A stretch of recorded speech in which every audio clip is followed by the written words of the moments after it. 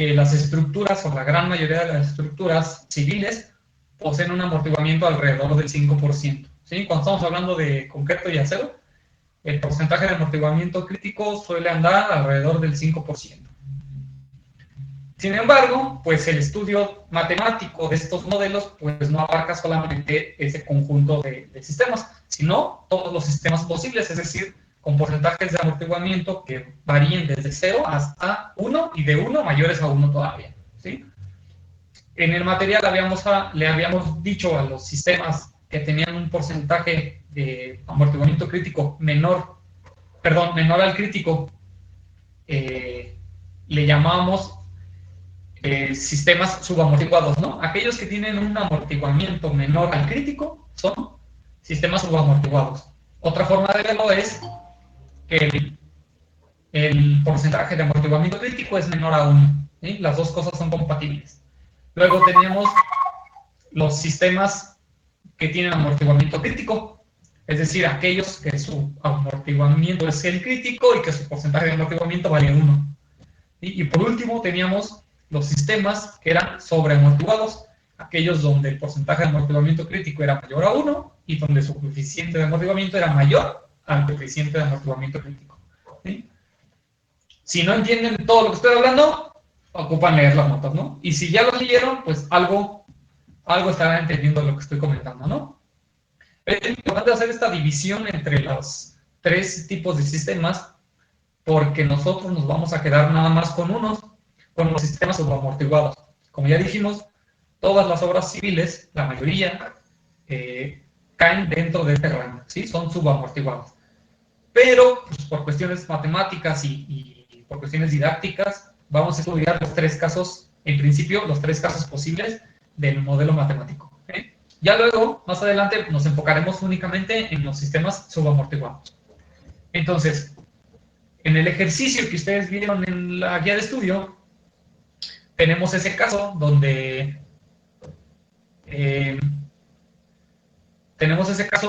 estamos estudiando los tres sistemas, ¿sí? El subamortiguado, el amortiguado de manera crítica y el sobreamortiguado. Entonces, espero que ya más o menos vean para dónde va este asunto. Y también, ahí en la guía de estudio, en el ejercicio, tenemos las gráficas o las historias de desplazamiento que representan a cada uno de estos sistemas, ¿sí?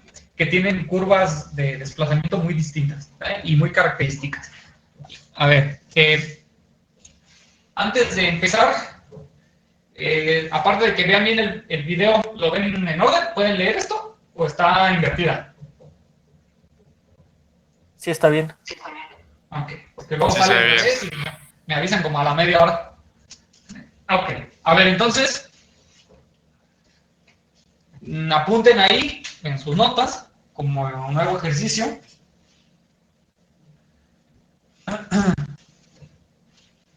Hallar el desplazamiento y velocidad. Hallar el desplazamiento y velocidad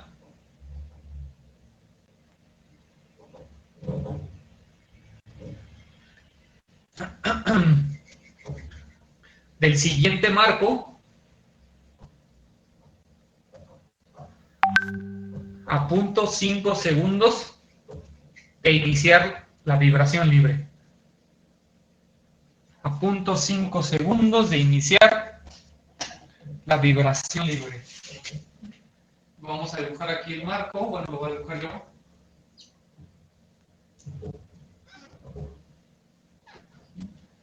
De iniciar la vibración libre. Pongan aparte inciso A. Inciso A. Si el porcentaje de amortiguamiento crítico es igual a 1. ¿Me puedes repetir lo del inciso A, por favor? Inciso A, si el porcentaje de amortiguamiento crítico es igual a 1. ¿Vale? El porcentaje de amortiguamiento crítico, aquí los voy a escribir de una vez, ahora los borro. Pero yo le identifiqué en las notas con esa letra, ¿no? Con epsilon. Entonces el inciso A es si el porcentaje de amortiguamiento crítico es igual a 1. El inciso B, Si el porcentaje de amortiguamiento crítico es igual a 0.04, e inciso C, si el porcentaje de amortiguamiento crítico es igual a 1.5. Ahí tiene. El marco que vamos a estudiar es un marco muy sencillo. Dos columnas.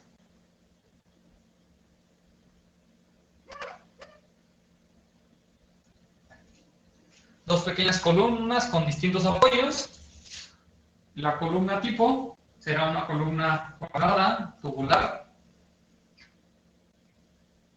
de acero estructural, que se va a ver más o menos así.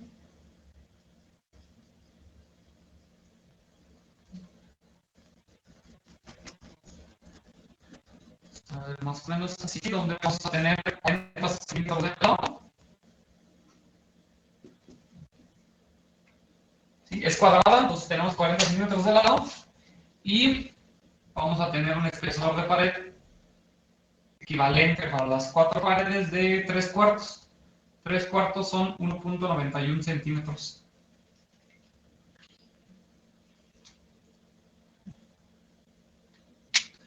Ese va a ser el marco y la columna, y además necesitamos las condiciones iniciales también para que lo apunten.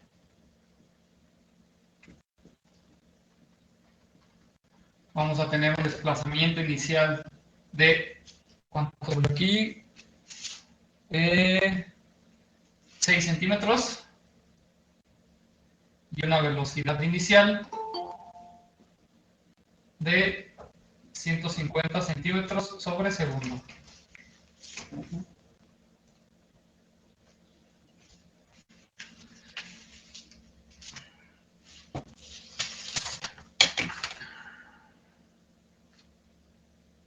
Creo que es la totalidad de los datos.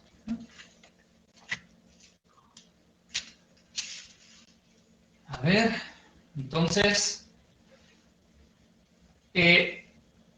estamos viendo vibración libre con y sin amortiguamiento, ¿no? En este caso es con amortiguamiento. Pero yo quisiera que quedara claro cómo es que estamos estudiando sistemas que ya están en vibración. Es decir, aquí no hay ninguna fuerza. Ni en el caso anterior, ni en este caso, no hay ninguna fuerza. ¿Sí? Ustedes no notan ninguna fuerza aquí que esté provocando el movimiento del marco, ¿no? O en el caso del ejercicio pasado, pues no teníamos ninguna fuerza que hubiera provocado el movimiento del espectacular.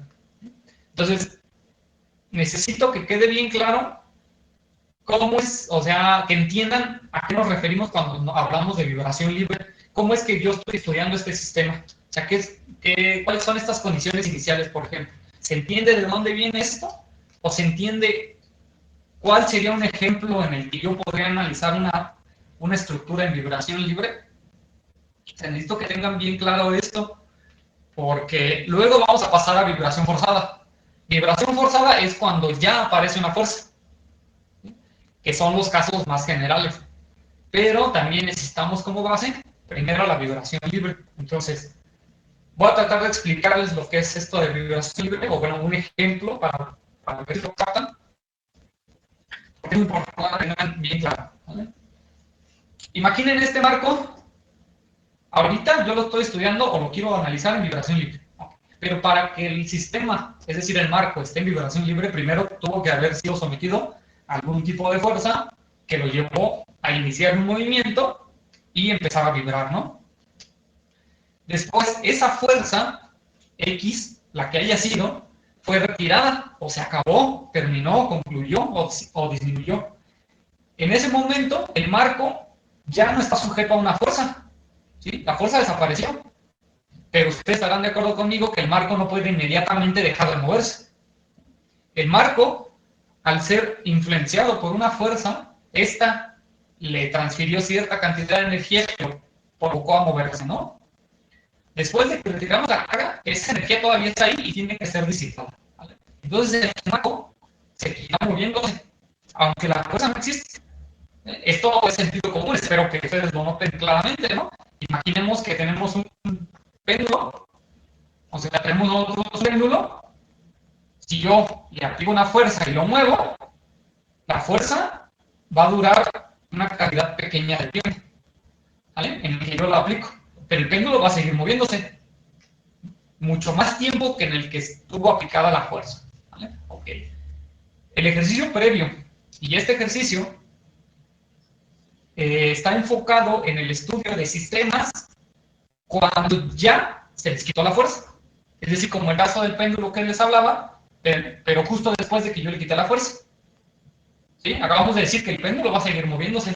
Bueno, pues se puede estudiar justo después de que se le quitó la fuerza, puesto que se sigue moviendo, ¿no? Y sigue siendo un problema dinámico, porque se está moviendo. Entonces, el caso anterior y este son sistemas de ese tipo. Sistemas que de alguna u otra manera fueron sometidos a una fuerza externa, les provocó un movimiento, después la fuerza fue retirada y los cuerpos se siguen moviendo, los sistemas se siguen moviendo, ¿vale? Nosotros estamos estudiando los sistemas justo en el momento después de que se les retiró la carga, ¿vale? A partir de ahí se conoce como vibración libre, ¿vale? A eso nos referimos con vibración libre. De hecho, de ahí el nombre, vibración libre, porque no está sujeta a ninguna fuerza. ¿Estamos? Entonces, cuando yo hablo de tener unas condiciones iniciales, a lo que me refiero es que cuando en un principio a este marco se le aplicó la fuerza, comenzó a moverse, se le retiró la fuerza, en el momento en que se le retiró la fuerza, este marco tenía un desplazamiento en ese instante y tenía una velocidad en ese instante. Esas son las condiciones iniciales. Si ven cómo vamos a partir nosotros justo después de que quitamos la fuerza. Por eso necesitamos estas condiciones, ¿vale? A partir de ahí es vibración libre. Ya no hay fuerzas, pero el cuerpo se sigue moviendo, ¿vale? Entonces, espero que quede bien claro esto, porque luego cuando estamos analizando sistemas en vibración forzada, siempre hay confusiones, ¿vale? Entonces, que quede bien claro lo que es la vibración libre, ¿vale? Y por qué estamos estudiando estos sistemas y cómo es que llegaríamos a estos datos, pues, ¿vale? Ok, entonces, el objetivo del ejercicio es hallar el desplazamiento y la velocidad a 0.5 segundos, les dije, creo que sí, ¿no? A 0.5 segundos después de haber iniciado la vibración libre, ¿sí? Es decir, el marco le fue aplicada una fuerza, se empezó a mover, se quita la fuerza y justo en ese momento empieza a correr nuestro tiempo de vibración libre. 0.5 segundos después de haber quitado la carga, es el desplazamiento y la velocidad que yo estoy buscando. Para ello, voy a necesitar aplicar las ecuaciones de equilibrio dinámico y las soluciones que ya nosotros establecimos en la guía de estudio y en los videos, y que dependen de cada caso, dependen si estamos en una estructura con amortiguamiento crítico, con amortiguamiento subcrítico o con amortiguamiento supercrítico, ¿no? ¿Sí? O sobreamortiguada, subamortiguada y con amortiguamiento crítico, ¿no? Para ello, es necesario primero calcular algunas constantes o parámetros dinámicos que nosotros le llamamos. Algunos de los parámetros dinámicos que vamos a necesitar es la frecuencia amortiguada, espero que también recuerden cuál es esa, el parámetro beta, podríamos calcular también el periodo amortiguado. Además vamos a necesitar, para poder calcular la frecuencia, la rigidez y la masa. Aquí me falta ponerles el peso, vamos a ponerle aquí 40 toneladas, porque no se los había dictado, ¿no? Y comenzaríamos con el cálculo de esos parámetros. Que todas estas son propiedades dinámicas del sistema, ¿no? Ya después comenzamos con el inciso A. Entonces, ¿alguna duda? ¿Quedamos claros hasta aquí? Necesito que entiendan qué es lo que estamos haciendo, ¿vale? A mí me interesa más que entiendan qué es lo que estamos haciendo, o sea, el fenómeno, a que me entiendan todos los números que vamos a hacer aquí después. Entonces, el problema con este tipo de clases es que es más difícil transmitir esos conceptos. Ok. Entonces, ¿sí ven bien la pantalla? ¿Se ve todo claramente? Muy bien. Sí, todo bien. Sí, todo bien. Entonces vamos a calcular primero esas propiedades dinámicas que tenemos ahí. Si ya apuntaron, voy a borrar, ¿no? Entonces les pido, les doy un momentito para que apunten y ya voy a borrar. Como ven, mi pizarrón es minúsculo, entonces vamos a tratar de hacerlo ahorrando espacio. Ahorita lo quise hacer grande para que no haya conflicto a la hora de apuntar el ejercicio, el marco, la sección y los parámetros, ¿no? Y los datos. Pero ahorita vamos a tratar de aprovechar un poquito más el espacio. Entre comillas, porque tampoco soy malísimo, no puede ser pequeño.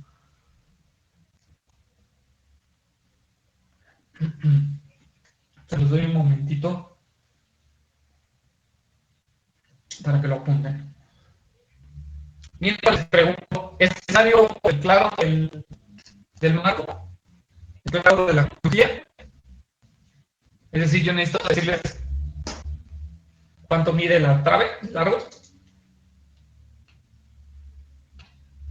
Lo vamos a necesitar en algún momento.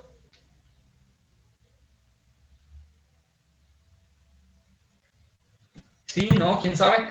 De momento, no, tengo entendido que de momento no, porque se está considerando que es infinitamente rígida.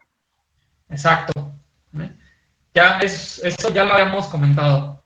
Todos los casos que nosotros vamos a estar estudiando van a ser asumiendo que los sistemas de piso, las traves, todo ese tipo de elementos son infinitamente rígidos. ¿Vale? Habíamos dicho que esto no es así, pero que lo estamos haciendo por una cuestión práctica, académica. En la realidad se puede calcular la rigidez de esa viga y modelar esto de manera más precisa. Pero en ese momento, o en todos los ejercicios que nosotros vamos a realizar, la trave o los sistemas de piso van a ser infinitamente rígidos. El hecho de que esta sea infinitamente rígida es que me permite a mí trasladar este marco a este sistema, que es el sistema que nosotros vamos a estudiar, ¿no? Este es nuestro modelo matemático, un sistema de un grado de libertad, ¿vale? Donde la masa está concentrada en un solo punto y el resto está representado por una rigidez o un resorte. ¿Recuerdan esto? Entonces, si esta trave no fuera infinitamente rígida, yo no tengo forma de pasar de aquí para acá. Este modelo del sistema de un grado de libertad no sería equivalente. Estaremos cayendo en un error. Entonces, muy importante, pregunta de examen. ¿Cuáles son algunas condiciones, o dime alguna condición para poder utilizar sistemas de un grado de libertad? Bueno, la masa debe estar concentrada en un punto y el sistema de piso, traves o cualquier otro tipo de elementos horizontales tienen que ser infinitamente rígidos. Si no, no se cumple. Es decir, si yo les pongo este marco y les digo que esta viga no es infinitamente rígida, ya valió. Ya no podemos estudiar este marco con todas las herramientas que hemos aprendido. ¿Vale? Entonces, muy importante que se queden con esa idea. Y por cierto, necesitamos hacer un examen ya. Yo creo que la semana que viene hacemos examen. Lo vamos a hacer a través del Classroom para que vayan estudiando. Yo creo que el miércoles que viene hacemos el examen. Se los publico al rato ahí en la plataforma. Ok, entonces necesito evaluar rigidez, masa, frecuencia circular amortiguada, periodo de vibración amortiguado. Primero, comenzamos con la masa, que es la más fácil. La masa va a ser el peso total entre la gravedad, ¿no? Y sabemos que el peso total son 40 toneladas. Si utilizamos como unidades base kilogramos centímetro, entonces esto será 40.000 entre 981, que es la aceleración de la gravedad en centímetros sobre segundo cuadrado. Esto me va a dar, ¿cuánto nos daría la aceleración? A ver, calculadoras a la mano. 40.77. 40.77. Muy bien. Estos son kilogramos, segundo al cuadrado, sobre centímetro. Muy bien. Después pasamos a calcular la rigidez. Aquí hay que tener mucho cuidado. La rigidez, le voy a poner aquí título, como le puse allá. La rigidez la conocemos nosotros como K, y en este caso sería la rigidez de la columna de la izquierda más la rigidez de la columna de la derecha. ¿Sí? Si ustedes recuerdan, la suma de las rigideces de todas las columnas es igual a la rigidez del marco en sí. Tenemos dos columnas, las dos columnas tienen la misma sección transversal, pero cada una tiene apoyos distintos, ¿no? Condiciones de apoyo distintas. Entonces vamos a tener la primera columna, la del lado izquierdo. ¿Cómo voy a calcular la rigidez de la columna del lado izquierdo? ¿Cuál es la ecuación para calcular columnas con ese tipo de sistema de apoyo? ¿No? Estamos hablando aquí de 12 pi entre L al cubo. Y la columna del lado derecho, ya que tiene un apoyo simple o articulado, es 3i entre L al cubo. Entonces, esta es la rigidez de la columna de la izquierda, esta es la rigidez de la columna de la derecha, ¿no? Aunque tiene la misma sección, pero el sistema de apoyos es distinto y por lo tanto la rigidez también lo es.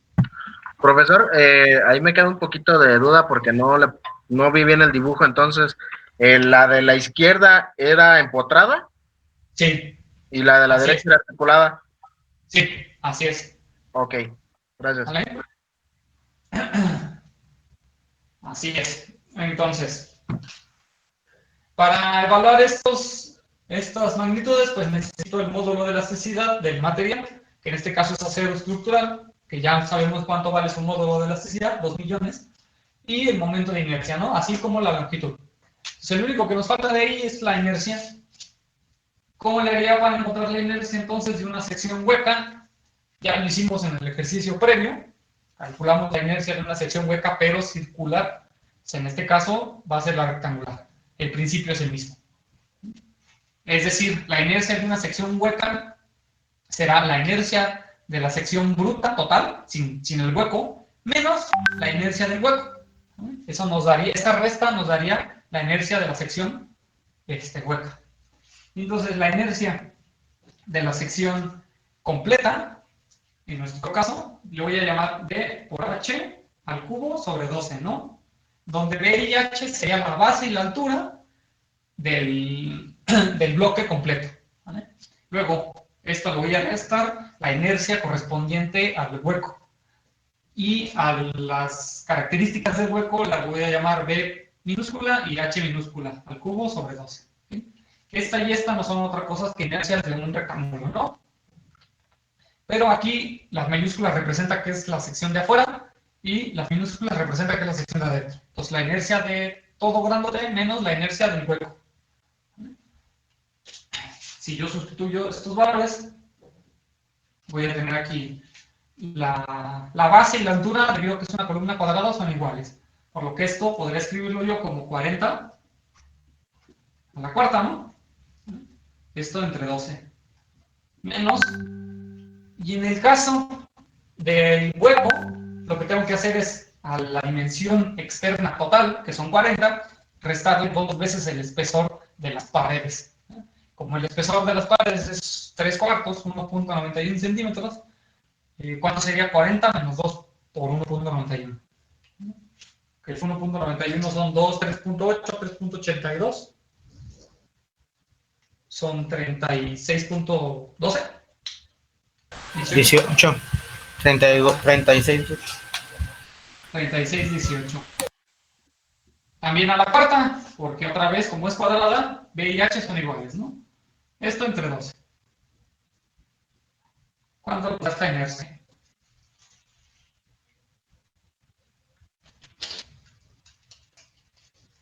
A ver.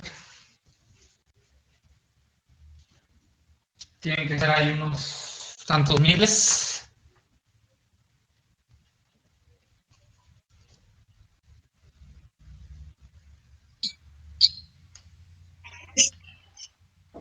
¿Cuánto les da?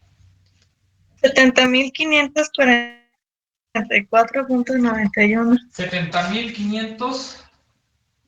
44. Punto, 4. punto 4. 91.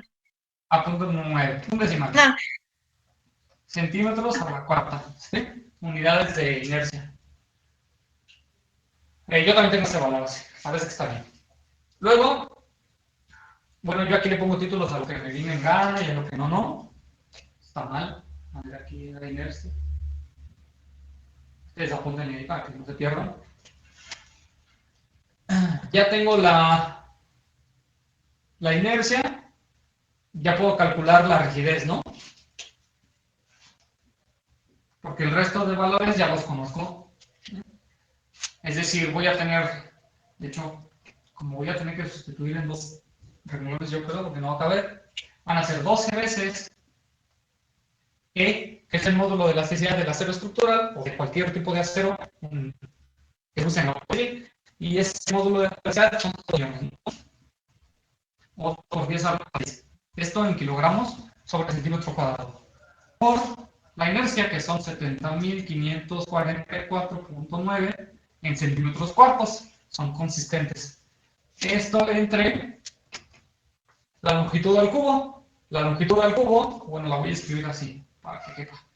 Entre la longitud al cubo, que son 800, ¿no? 800 al cubo. ¿Vale? Esto más este mismo valor y sustituido otra vez, ¿no? ¿Qué puedo hacer entonces para no gastar más espacio aquí? A ver, 12i entre l al cubo más 13i entre l al cubo.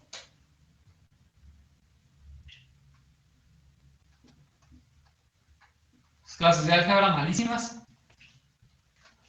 Pues estos términos son equivalentes, ¿no? 12 más 3,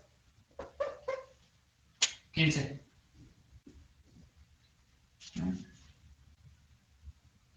¿Cuánto nos da eso?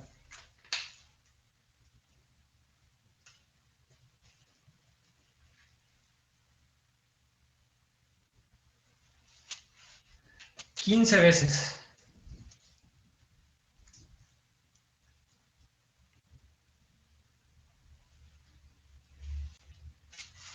Según yo aquí dan unos 3.000 o 4.000 ya, ¿no? 4.133.49. 4.133. ¿Qué? 49. 49. Estos son kilogramos sobre centímetro, unidades de rigidez, ¿no? Ahí ya tenemos entonces la masa y la rigidez. Que eran términos que necesitamos como propiedades dinámicas del sistema. Ya que tenemos masa y rigidez, podemos comenzar a calcular las frecuencias circulares del sistema, ¿no? Y el periodo también. La frecuencia circular del sistema, voy a poner aquí,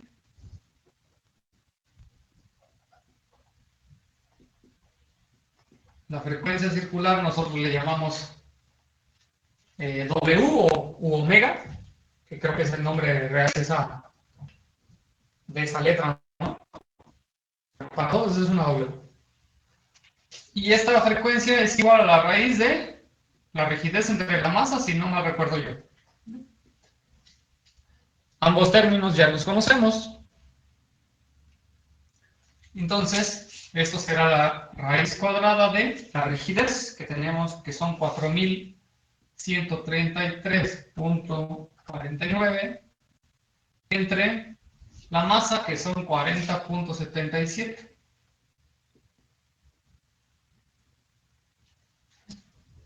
De ahí que nuestra frecuencia nos dé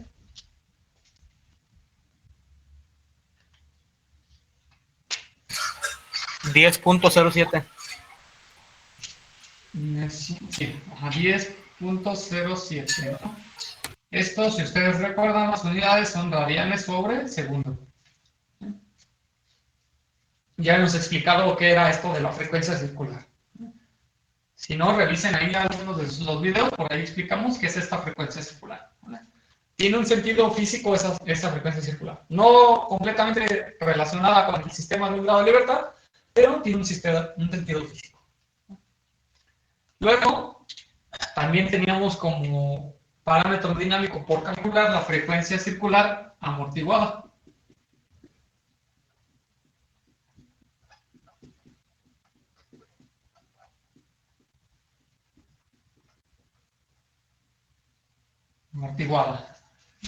Y esta la identificábamos con la misma letra W, pero con un subíndice de D mayúsculo, ¿sí? El D viene de damping, que es amortiguamiento en inglés.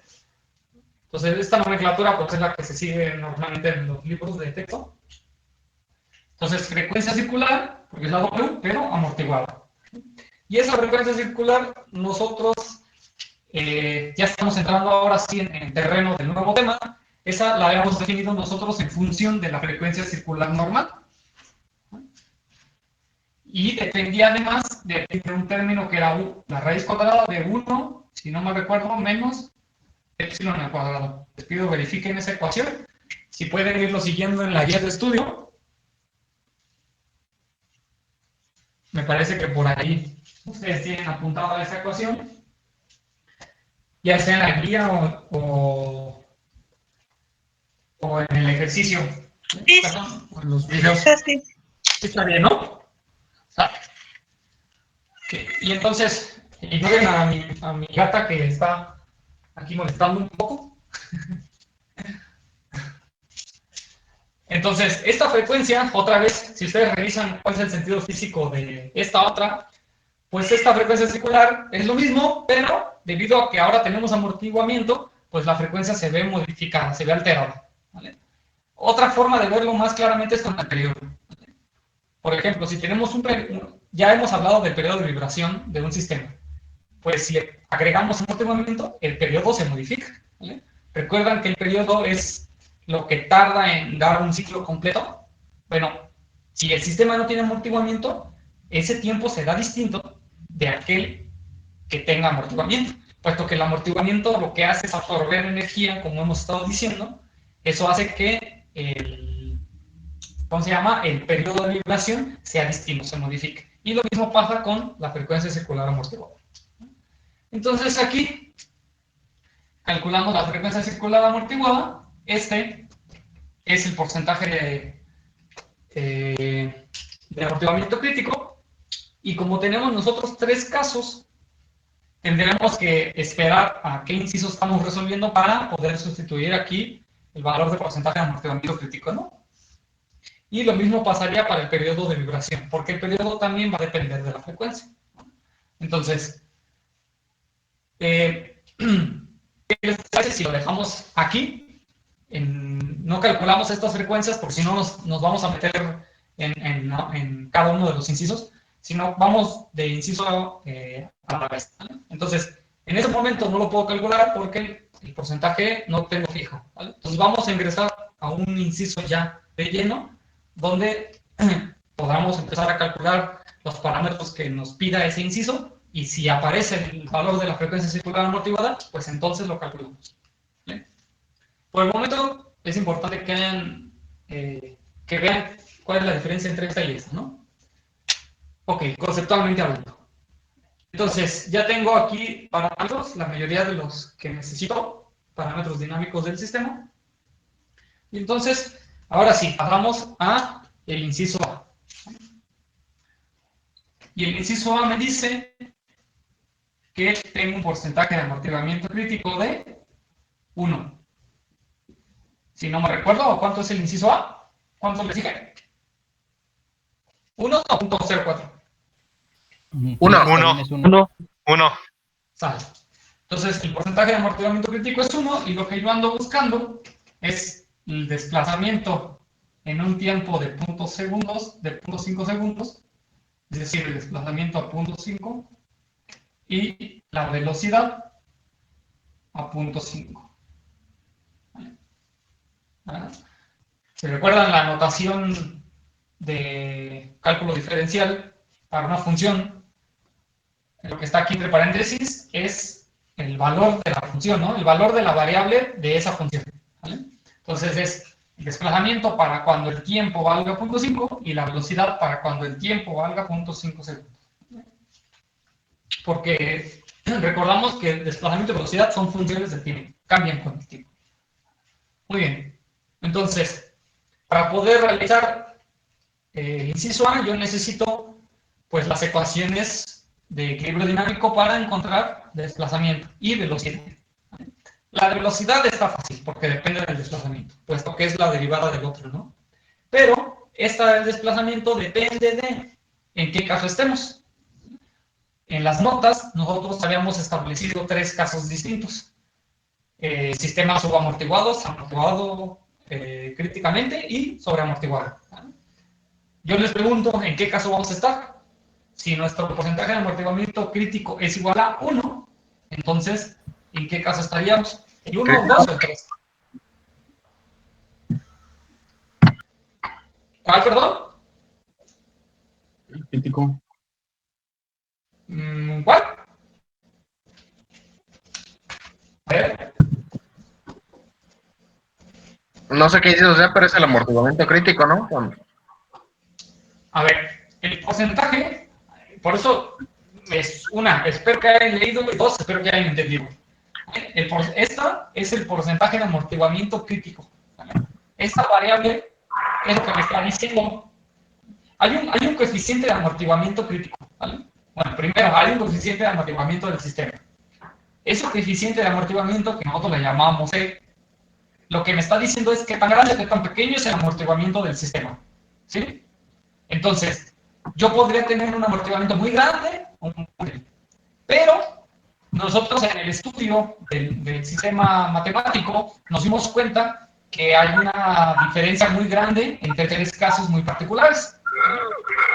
Esa diferencia nos permitió hacer una clasificación. ¿Cuál fue esa clasificación? Pues sistemas sobreamortiguados y subamortiguados. Entonces, lo que hicimos fue utilizar un valor como de referencia. ¿Sí? Dijimos, de todos los valores posibles de amortiguamiento, de todos los valores posibles de C, este valor de aquí le voy a llamar amortiguamiento crítico. Coeficiente de amortiguamiento crítico. ¿Saben? Y a ese le llamamos CSR. El coeficiente de amortiguamiento era este, C. Pero había uno en particular que era el crítico. Dentro de todas esas posibilidades, había un... Desconecta el micrófono. A ver, ¿alguien puede apagar su micrófono? A ver. Entonces, de todas las posibilidades de coeficiente de amortiguamiento, había uno que nosotros le llamamos el crítico. ¿Vale? Y entonces luego dijimos, pues de todos esos coeficientes que existen o que pueden existir, si esos coeficientes son más grandes que este, es decir, si están más grandes, entonces le llamamos sobreamortiguados. Pero si el coeficiente es más pequeño que este, les llamamos subamortiguados. A eso llegamos. Supongamos que este valiera 100, por decir un número. Pues si nuestro coeficiente de amortiguamiento de nuestro sistema fuera 120, estamos en un sistema amortiguado. Si nuestro coeficiente fuera 60, estamos en un sistema subamortiguado. Ahora, era medio complicado algebraicamente utilizar este coeficiente, porque no dependía de parámetros que nosotros pudiéramos manejar fácilmente. Entonces, lo que hicimos fue, en vez de... El micrófono de esta persona, por favor, si lo puedo apagar.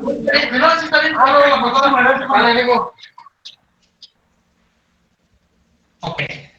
A ver, entonces, lo que hicimos, en lugar de utilizar el coeficiente de amortiguamiento crítico, lo que hicimos fue usar un porcentaje.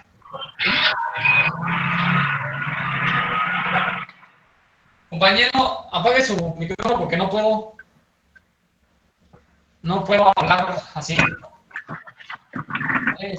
ver, no sé si alguien sabe quién es, si le puede decir, porque si no voy a ver obligado a sacarlo de la sala.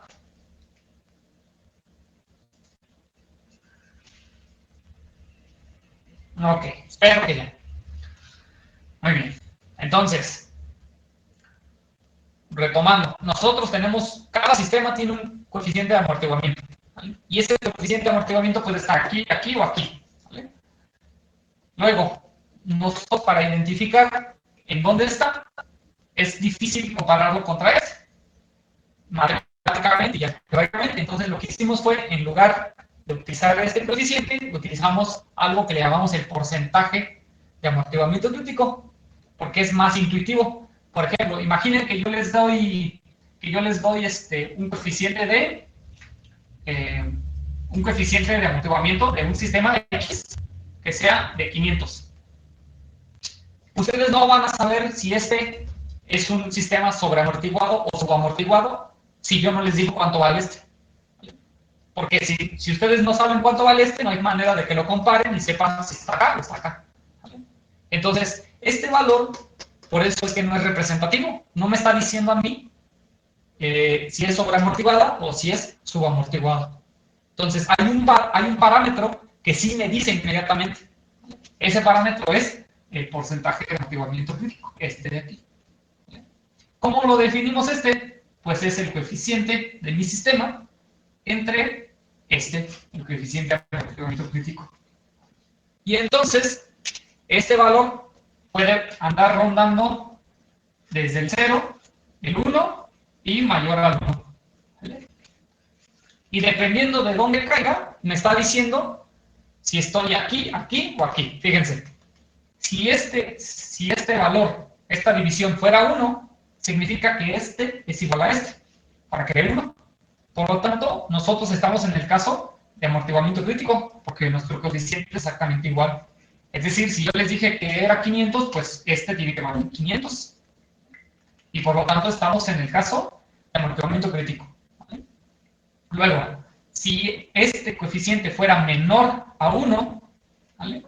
Que sería en este caso menor a 1, entonces, para que esto dé menor a 1, este tiene que ser más pequeño que este. ¿Están de acuerdo?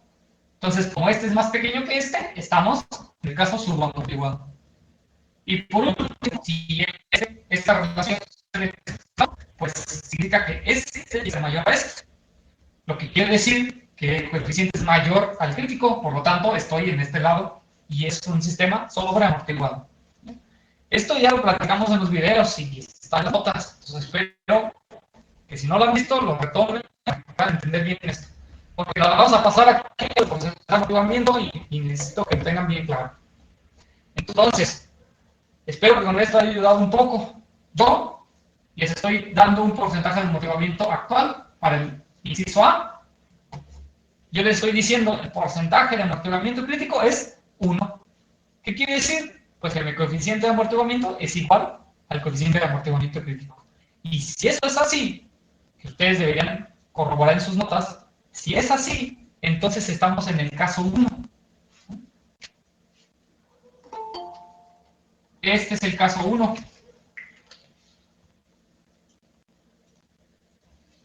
El caso 1 no es otro que aquel donde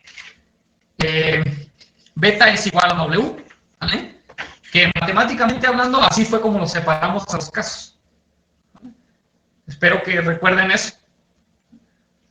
Entonces, al caso 1 es aquel donde beta era igual a W, o donde beta cuadrada era igual a W cuadrada, ¿vale? Que para el caso es lo mismo, ¿no? Entonces, este caso en particular, y grábenselo bien, caso 1, donde beta es igual a W, y donde el porcentaje de amortiguamiento crítico es 1, ¿vale? Y donde el coeficiente de amortiguamiento es igual al coeficiente de amortiguamiento crítico. Ok. Entonces, ahora, ya que sabemos en qué caso estamos, podemos saber la ecuación del desplazamiento que rige este sistema. Por eso es tan importante que nosotros encontremos a qué caso nos estamos refiriendo. Porque dependiendo en qué caso esté, la ecuación de desplazamientos difiere. Entonces es muy importante que yo sepa si mi porcentaje de amortiguamiento es grande, pequeño, o si es exactamente el crítico. Porque la ecuación de desplazamientos varía con respecto a ello. Entonces, para el caso 1, donde beta es igual a W, la ecuación de desplazamiento nos queda algo así. La ecuación de desplazamientos que depende del tiempo nos queda como E a la menos beta por T por, y aquí, si no me recuerdo, es el desplazamiento más el desplazamiento inicial por beta por T. Aquí es más, y es, si no me acuerdo, a ver, lo reviso. Es la velocidad inicial por el tiempo. Algo así. Así. Esta ecuación nosotros la obtuvimos mediante un método de solución de ecuaciones diferenciales y álgebra, un poquito de álgebra, ¿no? Entonces, eso tal vez no lo desarrollamos bien, no lo desarrollé bien en el video, pues para no aquí atiborrar de ecuaciones, pero la verdad es que ustedes pueden hacer ese desarrollo hasta llegar a esta ecuación, ¿vale? Porque yo les dije, solamente me salté los pasos de álgebra. Entonces, esta es la solución para el caso de desplazamientos. Bueno, ya la tengo. Lo único que me resta entonces es, si yo quiero saber el desplazamiento a un tiempo de 0.5 segundos, pues solo me resta sustituir aquí el tiempo de 5 segundos y sustituir el resto de los parámetros que de hecho ya conozco, ¿vale? Que sería desplazamiento inicial, que es una condición inicial, dato del problema, velocidad inicial, otra condición inicial, dato del problema, el tiempo, que sería 0.5 segundos, y beta. Beta en realidad no lo hemos calculado, pero ¿cuánto valdría beta? ¿Sí? Si estamos hablando del caso 1, caso igual a W. W ya lo tenemos. Entonces beta es igual a W. ¿Vale? No hay necesidad de calcular beta. Podemos directamente sustituir y encontrar el valor del desplazamiento a 0.5 segundos. ¿Vale? Entonces, sustituimos tiempo igual a 0.5 segundos y esto me va a quedar como 0.5, esto es igual al exponencial por, bueno, perdón, elevado a la menos beta es igual a W y W nos dio 10.07 por el tiempo y el tiempo es 0.5 segundos. Luego todo eso va a multiplicar a desplazamiento inicial. ¿Cuánto nos dio el desplazamiento inicial? ¿6 centímetros? ¿Me corrigen si no es así? 6 centímetros más 6 centímetros por beta, que son 10.07, y por el tiempo 0.5 segundos, más, aquí voy a poner corchete en lugar de paréntesis, más velocidad inicial, que eran 150, me corrigen otra vez, si no es así, por el tiempo, que es 0.5 segundos. ¿Vale? Y esto, pues, resolvemos y nos da el valor del desplazamiento a 0.5 segundos, ¿no?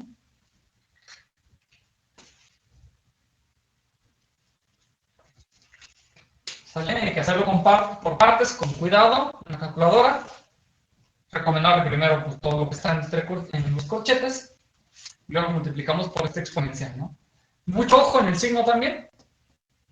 Este signo puede cambiar completamente el valor del exponencial. Estamos hablando de un exponente negativo.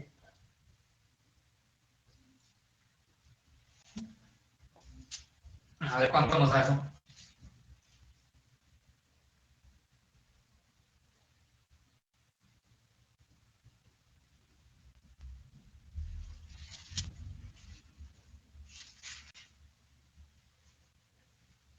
A ver.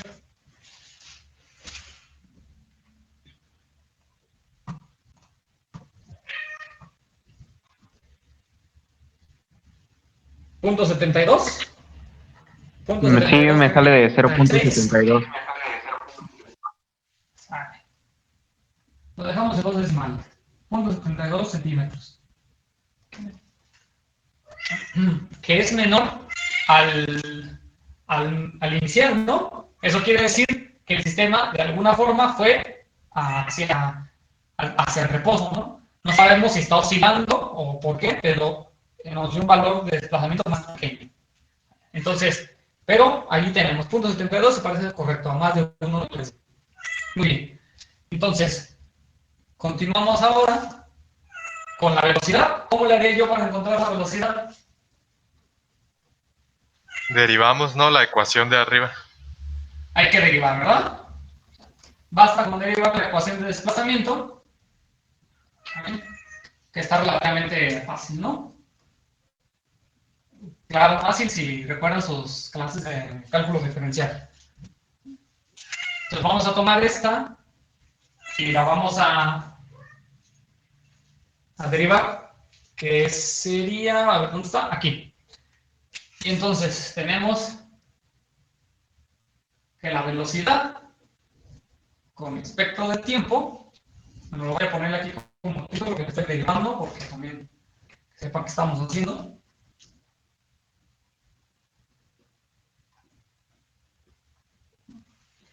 Y entonces será la derivada del desplazamiento, que es la velocidad, también depende del tiempo. Y ahora para derivar esto, se va a derivar con respecto al tiempo, ¿sí? Puesto que es la variable de la función. Entonces, tenemos el tiempo incluido aquí y aquí y aquí. ¿Qué es lo que más conviene en esta situación? Pues primero multiplicar estos términos, o sea, desaparecer el paréntesis, para que nos queden términos independientes o sumados. Y luego derivamos cada sumando o cada término por separado, ¿no? Que es más fácil. Es decir, me va a quedar a mí no, bueno, voy a poner primero el término que no depende de t, es decir, el desplazamiento inicial por e a la menos beta por t. ¿Sí? Voy a borrar esto de acá porque no va a caber. Ya de entrada lo sé. Sí, vamos a borrar hasta el inciso A. Por e a la menos beta por t, luego más, esto que acabo de escribir es la multiplicación de este por este, luego más desplazamiento inicial por beta por t, por el exponencial de menos beta por t, este es este por este, más velocidad inicial por t, por el exponencial menos beta por t, que es este por este. Y ahora sí, esos tres términos los puedo derivar por partes, o sea, por separado más bien. Y derivar este está fácil, puesto que solamente hay una variable, pero espero que se acuerden de la regla para derivación de este tipo de funciones, ¿no? Donde tenemos dos funciones, o multiplicación de funciones. Y entonces, aquí la velocidad será, primero, la derivada del exponencial. La derivada del exponencial es el mismo. De hecho, eso permite que este tenga propiedades súper extravagantes, ¿no? Ese número. Por eso aparece tanto ese número en las derivadas, porque la derivada de ese número es otra vez ese mismo número, ¿no? La única diferencia aquí es lo que hay en el argumento. Al argumento se le conoce como el exponente del número e. Entonces, la derivada de la exponencial a la menos beta por t es igual al exponencial por la derivada de su argumento. Y la derivada de su argumento, que es menos beta por t, es menos beta. ¿Vale? Eso está fácil. Y entonces esto nos queda menos desplazamiento inicial, beta exponencial menos beta por t. ¿Vale? Es decir, lo único que pasa es que lo que está acompañando a la t, si son constantes, baja multiplicando, ¿no? Y lo demás permanece constante. Luego, el segundo término, debido a que son multiplicación de funciones, si no mal recuerdo, eso es, ya me corregirán ustedes, es la derivada del primero más por la derivada del segundo, ¿no? La derivada del primero por el segundo más la derivada del segundo por el primero, exactamente. La regla de la cadena, si recuerdan. Esto es desplazamiento inicial por beta. Esto sería la derivada del primero, que sería t. La derivada de t es 1.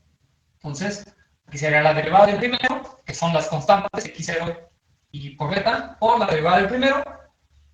Y esto por la derivada del segundo, ¿no? Perdón, por el segundo. Y el segundo es e a la menos beta por t. Luego, más más el primero por la derivada del segundo. Y el primero es, no voy a poner el signo porque va a cambiar. El primero es x0 beta t por la derivada del segundo. ¿Vale? Y la derivada del segundo ya vimos que baja la menos beta. Entonces este sería menos y el beta se va a lado. Y esto por exponencial a menos beta por t. Luego tenemos el último término, que es de nueva cuenta, es la derivada del primero por el segundo, más la derivada del segundo por el primero.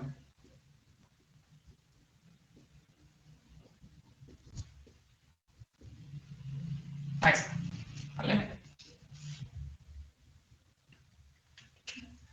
Y aquí podemos simplificar términos, si no mal recuerdo. Aquí tenemos que es, este y este son idénticos, ¿no?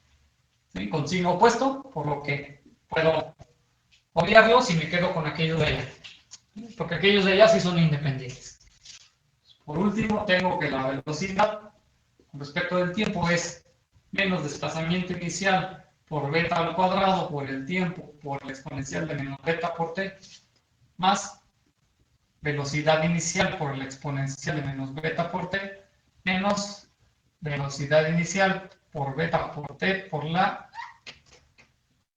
exponencial de menos beta por t. Estos términos comparten la exponencial de menos beta por t, por lo que puedo factorizar. Aquí esto no es tan importante que lo apunten, pero que entiendan lo que estoy haciendo, ¿no? Esto, al final de cuentas, es cálculo diferencial y álgebra, no tiene mucha ciencia. Y entonces, al final me va a quedar esta como, si factorizo la exponencial, me va a quedar exponencial de menos beta por t, puesto que está compartido con todos.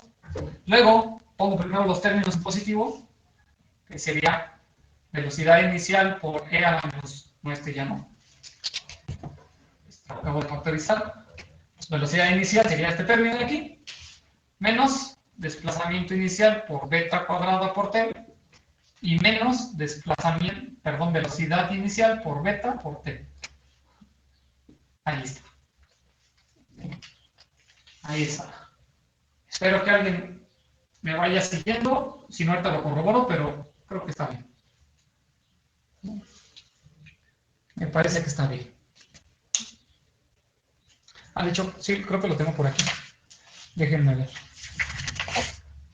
A ver que no estoy haciendo yo barbaridades ahí de álgebra.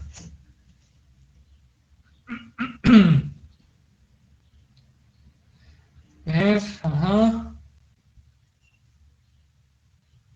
Sí, estamos bien, ¿no?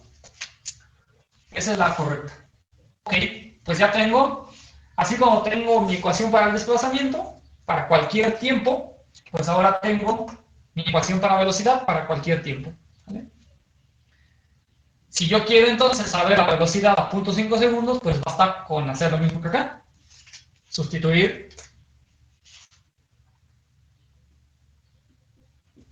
tiempo igual a 0.5 segundos. ¿Vale? Vamos a borrar esto de aquí abajo. Para que quepa la sustitución.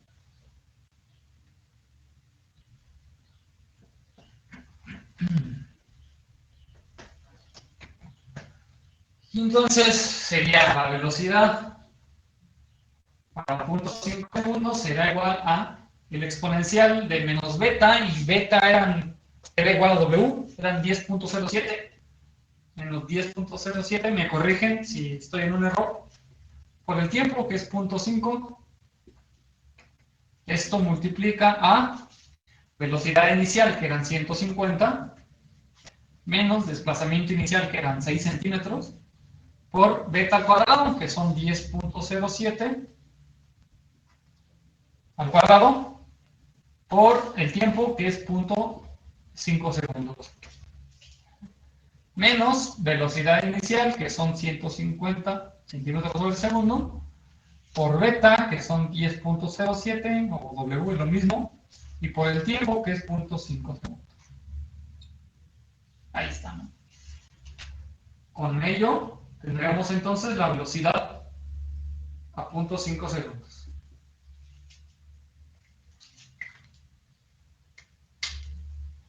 ¿Sale? Vamos a esperar a ver cuánto le da.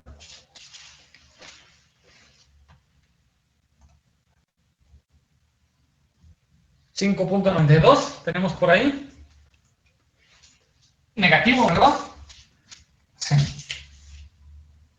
Menos 5.92 centímetros sobre segundo, ¿verdad? Puesto que estamos hablando de velocidad.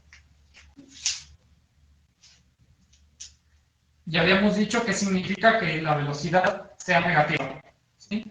Si la velocidad es negativa, lo que me está diciendo es que se está moviendo hacia la izquierda, ¿no? Con esta velocidad. Muy bien, y el desplazamiento inicial, para apuntarlo aquí, tenerlo como resumen del inciso, perdón, el desplazamiento a 0.5 segundos, para tenerlo como resumen del inciso A, nos dio de 0.72.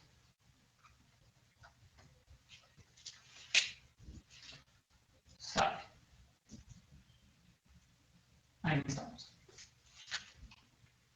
Muy bien. No sabemos cómo es que el sistema llegó desde el desplazamiento inicial de 6 centímetros y de la velocidad inicial de 150 hasta ese valor, ¿no? De una velocidad en el sentido opuesto y un desplazamiento bastante más pequeño. Cuando nosotros lo grafiquemos, nos vamos a dar cuenta cómo es que pasó de los 6 centímetros a estos valores de aquí.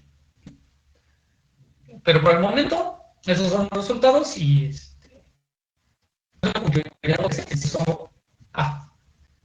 pregunto si hay dudas, si no, para continuar. Espero que acá en el álgebra me hayan entendido. Profe, yo donde tengo un poquito de duda es porque en la beta, que porque es igual a W, porque es igual la beta a la frecuencia, en este caso que es crítico. Okay. Ajá, ok, eso es igual porque, a ver, es que es medio complicado decirte por qué, ya que es una cuestión matemática, es puramente matemática. A ver, voy a tratar de decirte por qué, pero en pocas palabras es porque así viene en la guía de estudio, ¿sí? Si lees la guía de estudio, ahí dice que para el caso 1, es igual a W. Ah, ok, no. De hecho, si es así, nada más por la guía, si no tiene otra razón, pues está bien. Si es muy complicado de... No, a lo que voy es que no podría decirte fácilmente, pues, ahorita el por qué. Voy a tratar de explicarte el problema, o sea, de dónde provienen los tres valores de beta, y entonces ya te digo, pues este es el caso 1 y por eso beta es W. Mira, de todos modos lo puedes releer para que lo entiendas mejor. No es una cuestión, ¿cómo decirlo?, como conceptual. Sí, es una cuestión matemática. ¿Vale? A ver, nosotros tenemos el sistema, si recuerdas, nuestra ecuación de equilibrio dinámico era la masa por la aceleración, más coeficiente de amortiguamiento por velocidad, más rigidez por desplazamiento. Y esto es igual a 0. ¿Vale? Esta es la ecuación de equilibrio dinámico para un sistema en vibración libre. ¿Vale? Con amortiguamiento. Ya habíamos dicho que para una ecuación diferencial de segundo orden con coeficientes constantes, como es el caso de esta, hay una forma de resolverla, hay un método.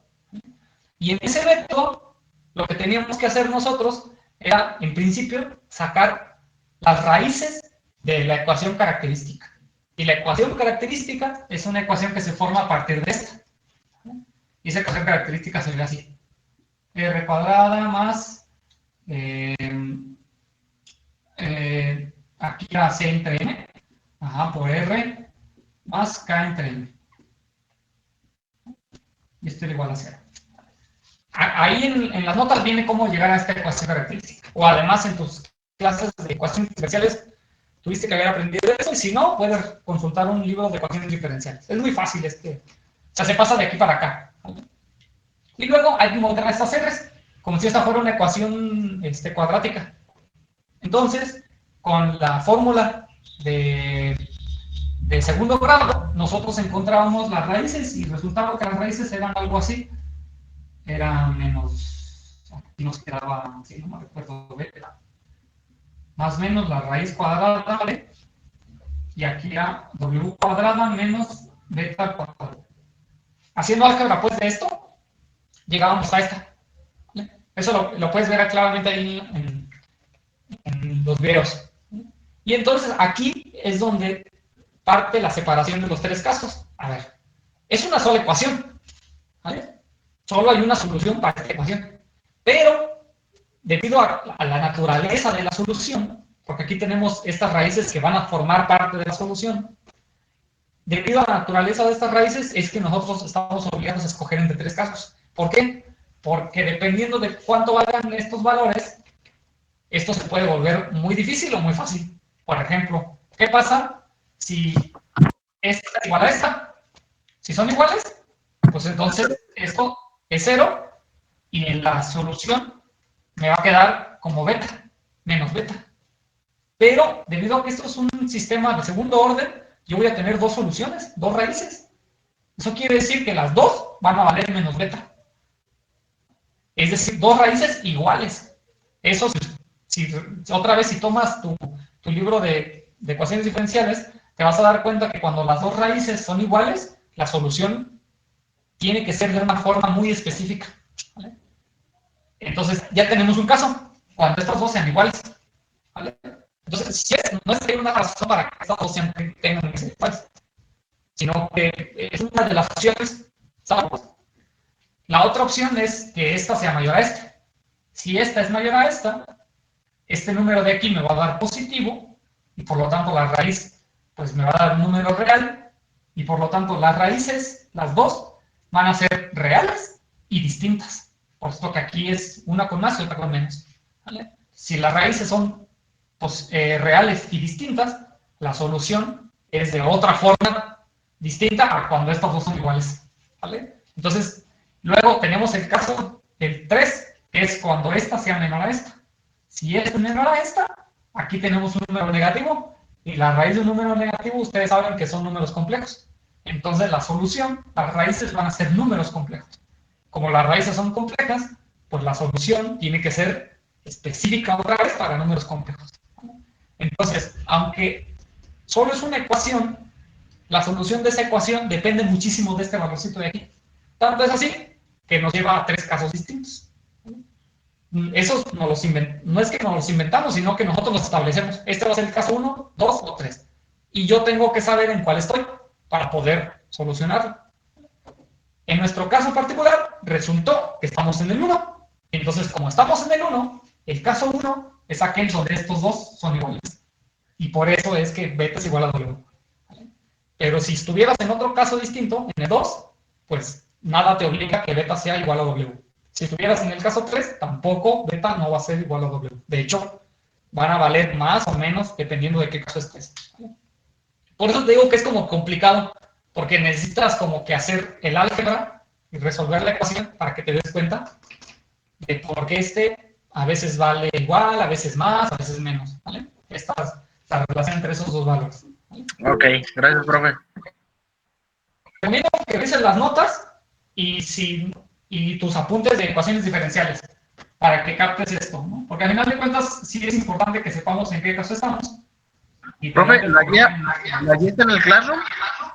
Sí. Sí, es la que está. Sí, como guía de estudio está ahí en el Classroom, ¿vale? Y se va actualizando. Lo que pasa es que no la vuelvo a publicar porque como está ligada directamente al Google Drive, entonces se va actualizando. Yo actualizo el archivo y automáticamente se sube a la nube. Entonces, pues no quiero volver a publicarlo porque si no van a tener ustedes distintos archivos. ¿Vale? Entonces es el mismo, nomás hay que volver a revisarlo o vuelvan a descargar. Ah, ok, sí, esa era la duda. Ok, ese fue el inciso A, ¿no? Muy bien, vamos a pasar al inciso B entonces. Y vamos a iniciar el inciso B y lo dejamos ahí y continuamos mañana. Pero quiero empezar unas cosas en el inciso B, precisamente relacionadas con lo que su compañero preguntó, o al menos ahorita vamos a hacer un poquito más de énfasis en esto para saber en qué caso estamos y vaya confusión, porque tal vez creo que ahorita que dudas de cómo saber que estoy en el caso 1, cómo saber que estoy en el caso 2. Entonces, de todos modos, cuando estamos en un caso o en el otro, ¿no? Entonces, les pido lo revisen nuevamente. Pero de todos modos, ahorita les voy a mostrar. Es más claro en el inciso B.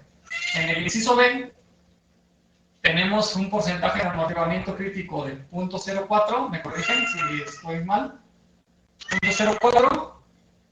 Y tenemos que encontrar el desplazamiento de velocidad a 0.5 segundos. No es lo mismo. Ok. Ahora, imaginemos que yo no sé en qué caso estoy. Porque al final de cuentas creo que esa fue la problemática de ahorita, ¿no?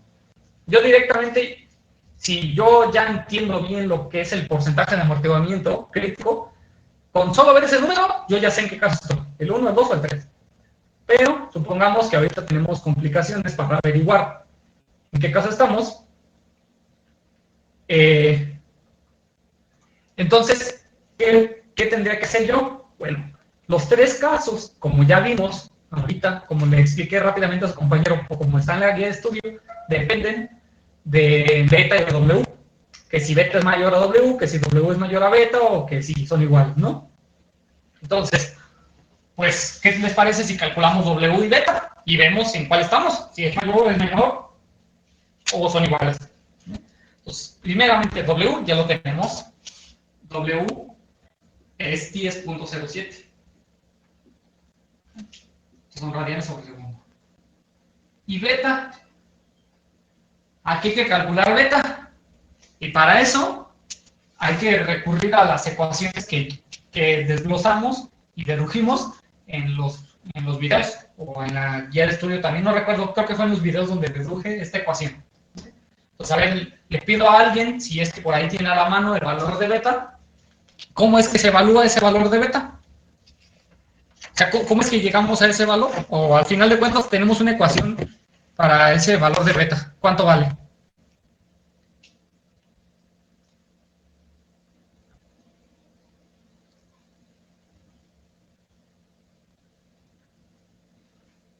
A ver si alguien lo tiene por ahí a la mano o se acuerda.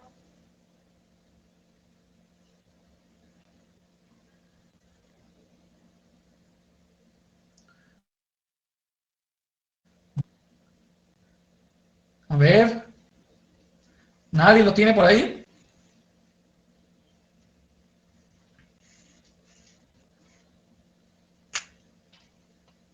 ¿No? Bueno. Lo buscan en los videos, creo que es en el video donde yo hablo de esto. A ver, ¿cuánto es? Se multiplican, ¿no? Sí. Sí, que es como Epsilon por la W. ¿Cómo se llama? ¿Cuánto? ¿Qué? ¿Por qué? El porcentaje. Frecuencia por el amortiguamiento crítico. Ajá. Ajá, W por el porcentaje de amortiguamiento crítico, ¿no? sí. Ok. ¿Que de dónde me saqué esta fórmula? Aquí, eso vayan al video, ¿vale? Pero eso es solo álgebra. Pero con esa poquita de álgebra yo terminé deduciendo esta ecuación de aquí, ¿vale? Que beta es igual a W por el porcentaje de amortiguamiento crítico. Ahora, si el porcentaje de amortiguamiento crítico fuera 1, pues esto sería 1 por W, es decir, beta sería igual a W, y por lo tanto estaríamos en el caso 1, como en el pasado. ¿Ven por qué sabía yo que si epsilon era 1, inmediatamente yo sabía que estábamos en el caso 1 y que beta era igual a W? ¿Vale? Porque aquí está esta ecuación, se ve claramente, ¿no? Ahora, ¿qué pasa si epsilon es 0.04?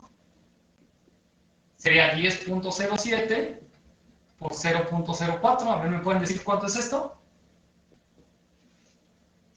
Los leo.